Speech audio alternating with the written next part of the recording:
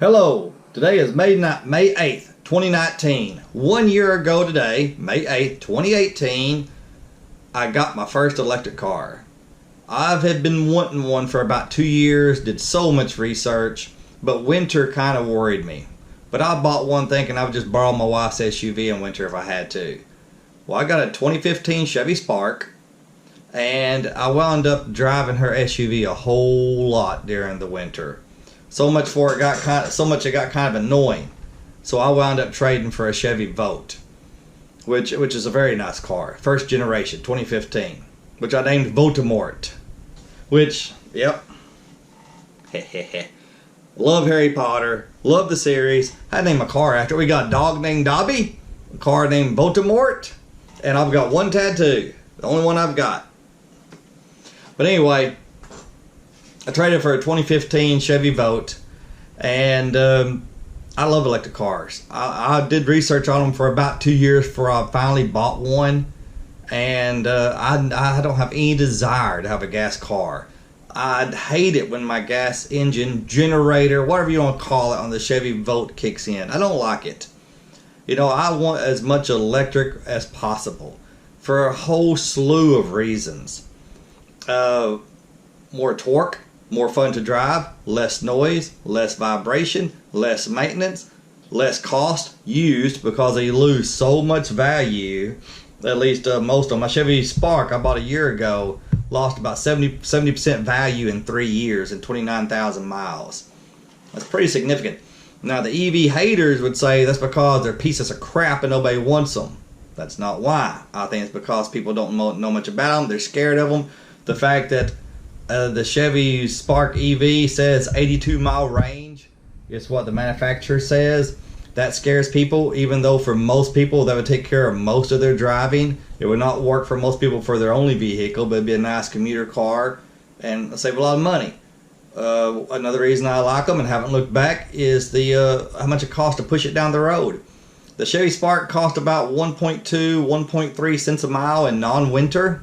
To drive it, you can probably double that in wintertime to 2.5 cents a mile, which is still dirt cheap. I could fill up the back, let's say 80 miles. Let's say 80 miles at 1.2 cents a mile. That would cost you, what, 96 cents? Yeah, 80 times 1.2 is 96. So less than $1. You know, it's pretty darn cheap. Don't have to worry about gas prices. That's another reason. You know, up, down, whatever. Now, my Chevy Volt, I do have to worry about them. You know, but what have I learned in the last year? I learned get as much range as you can possibly afford. For instance, there's a Tesla, $39,500, somewhere in the neighborhood, 220, 230, 240 mile range. I have to look to make sure. 39,500 for, I think it's 10,000 more or 8,000 more. I think it's 10,000 more. You can get that. You can take that range from around 220, 230 to somewhere around 320, about 80, 90, 100 miles more. If you can afford it at all, spend that $10,000. You won't regret it. Get as much range as you can possibly afford. For me, the most range I could possibly afford then, and the most range I could possibly afford now, is your short range used electric car. And if I were in the market for a used electric car now, I'd probably look for a smart car. I like those little cars, first of all. I used to own a Scion IQ, and I really liked it until I had a moron moment, and the new car bug hit me, which is stupid. But I like the small cars, and the 2017s and above will have a 100-mile range. I'd either get that or the Chevy Spark EV again, if I was in the range for a full electric car, because that's what would fit in my budget. One of the problems with the Chevy Spark EV, another thing I've learned over the last year, get one with a large charger, one that'll charge pretty quick.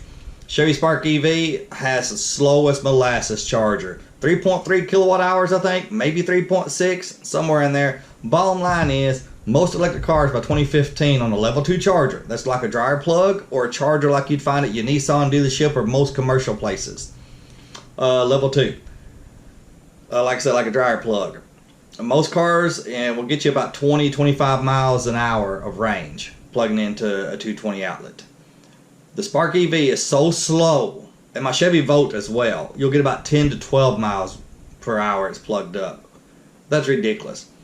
I sat at a level 2 charger in Pocahontas, Arkansas once, one of the only ones in this area, and for 100 minutes, an hour and 40 minutes. And I had to look at my video to know what it increased my range, but it was pitiful. I'm thinking probably 15, 16 miles in that hour and 40 minutes. It's just pitiful. If you plug up to level 2 the Chevy Spark EV, then you may get 10 or 12 miles of range. If you plug up with a Fiat 500e or a whole bunch of other cars, instead of 10 or 12 miles in that hour, you're going to get 20, 25 miles in that hour. So you go shopping for an hour, when you come back, what do you want? You want 10 miles added to your car or 25 miles added to your car? So that reason alone might keep me from buying another Chevy Spark EV, even though it's so much fun to drive with its 320, 330 pounds of torque. 2015 and 2016 models, 2014's out 400 pounds of torque. So much fun to drive. And I do very little level 2 charging away from home, but when you do, if you have a slow charger, it's irritating. It's just very annoying. Makes me want to call my EV hating cousin and say, "You're right, these things suck." But most cars now have 6.6 or 7.2. I think some of them even having 10 point some odd kilowatt hour charger. So that's something else I've learned in the last year. Another thing I've learned in the last year is haters are going to hate. Now my EV hating cousin, he's more of a he's more of a, like Beaver used to say, giving you the business. Eddie, quit giving me the business. Maybe hating cousin just like giving people the business. He's not a hater, but believe me, there's EV hatred out there. We saw a story of 7, 8, 9, 10 months ago where jackasses were actually blocking chargers, EV charging places with their SUVs, pickup trucks, and then flipping off and cussing out people when they want to come charge. Like the electric Israeli said, what were they hoping to prove? What were they hoping to prove? That they were jackasses? And I forgot the word he used. But I agree with him. Is that what they were trying to prove? That they were just jackass redneck idiots? Well, congratulations, you did it. And there's also EV owners don't like to hear this, but there's also ICE hatred as well. Now, I haven't seen a bunch of EVs blocking gas stations, and if they did, there's so many of them, they just go across the street to the next gas station. But I haven't seen EV owners blocking gas stations, but there's hatred on that side too. People kind of like, shame on you, you're destroying the planet. That kind of attitude from some, not most, some EV owners. But from what I see, it seems to be a whole lot more hatred from the other side. So the hatred is real, and get a charger, get a big car that has a fast charger. And I really like that they'll get in a car with a level 3 charging capabilities. Not every car has that, and level 3 chargers are usually expensive, just as much as gasoline, but they're more for convenience if you're traveling. So the charger is very important. A lot of people think that thing you plug in, then plug into your car, that's the charger. That's nothing but a cord. That's just a delivery system to get the juice in your battery. The charger is actually in your car. Very important that you get one that's at least 6.6 kilowatt hours or above, in my opinion. But they depreciate a whole lot. So unless you're getting a good deal up front, new, I'd buy used. But that's just me. A lot of people don't like buying used cars, and I understand that because you're going to lose a lot of value unless you're going to keep it a long time. If you're going to keep this car 10, 12, 15 years, it's not a big deal buying. For some reason, my camera quit recording. So if you're going to keep a car 10 or 15 years, it's not as big of a deal, to buy new. And besides, some dealers are giving pretty good deals. Like a new Chevy Bolt recently, you could have got for under $30,000 before the federal tax credit. Which, speaking of that, there's another thing I've learned in the last year. If you're looking to buy a new car and you want the federal tax credit, just know it doesn't apply to everybody. You talk to most of these videos on YouTube, they talk like it's gospel. You're going to get it, no doubt about it. That's not true. It's not like earned income credit, where you can get more than you paid in. Earned income credit, you may pay in $500 and get back $7,000, maybe. That's just an example. The EV tax credit, you will not do that. A lot of people will get back $800, $600, $1,000, $2,000, $3,000. You cannot get back more than your tax liability. That's what I'm saying on the federal side. And a lot of dealers like to put their price on there after the tax credit, which you won't even get, maybe. So anyway, I don't plan on ever going back to a gas vehicle. Worst case scenario, plug-in hybrid, which I have now. My next car, I keep going back and forth. Do I want a better plug-in hybrid? Because at least with that, you don't have to think about where the chargers are. Even the Chevy Bolt, which I really like, goes about 230 highway miles.